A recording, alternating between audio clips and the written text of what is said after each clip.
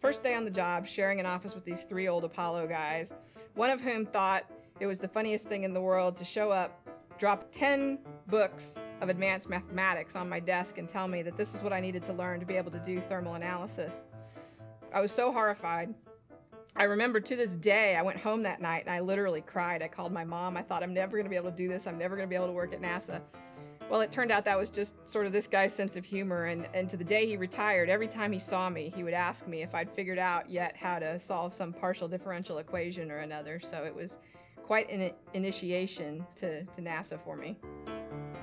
I never really honestly thought of myself as a girl at NASA, but because these guys never treated me that way. They always treated me just like one of the team, and I think they enjoyed interacting with me as much as I enjoyed interacting with them, but boy, it was like oil and water sometimes. It was really different. The shuttle lightweight seats was the first assignment I was given, and they decided, here we go, we got raw meat, let's give her this task that nobody's been able to convince the program to go pay for this, so this ought to be amusing. And so they sent me off to go convince the orbiter project manager that he should fix the seats. Well, of course, fixing the seats was money.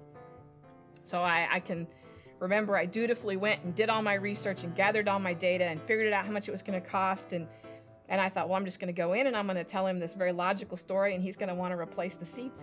By the time the meeting is over, he's yelling at me across the table and I'm yelling back at him. And at the culmination, after all this yelling was said and done, and I'd told my story, they look across my shoulder behind me to my boss, and the at the time deputy orbiter program manager says to him, Tom, does this work need to be done? And all Tom says is he just nods his head, yes.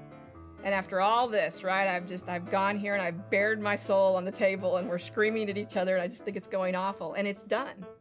And that was what it was like, and they paid for it and we went and we did it. But that was what decision making was like, sort of earning your stripes in front of the program manager and showing him that you knew what you were talking about, you'd done your research, you were willing to defend your position, and it didn't matter what his rank was versus yours, you were going to tell him what you thought was the right thing. So what I would want people to see, and a lot of times I measure, I have a very small world. I have my NASA world and I have my 8-year-old. Those are the things I have, right? My family and my work. So I judge everything by a lot what she says, right? So I think what gets me excited as being a lead for something like Orion is thinking about the opportunities that that's going to open up, not just for me, but for her.